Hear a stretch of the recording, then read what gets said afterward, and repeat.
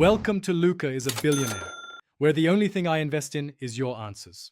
You start by making sure your device software is current and that you have an active passcode or Face ID. This secures Wallet. Once done, find and open the Apple Wallet app. Tap the plus icon in the top right to add a card. You need your physical card or its full details handy, card number, expiration date, and CVV, because the app will ask. Make sure you're on a stable Wi-Fi or cellular connection so verification proceeds without interruption. Next, position the card inside the camera frame to let Wallet scan the numbers automatically.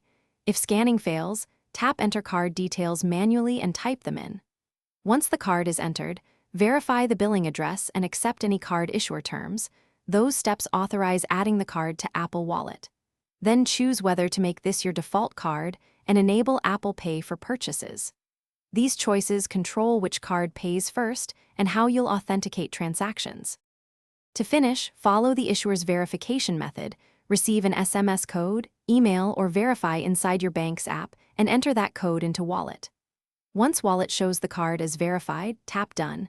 Now the card is available for Apple Pay transactions. Make sure to test with a small contactless purchase or an online checkout to confirm. If verification fails, restart your device, update iOS, and retry.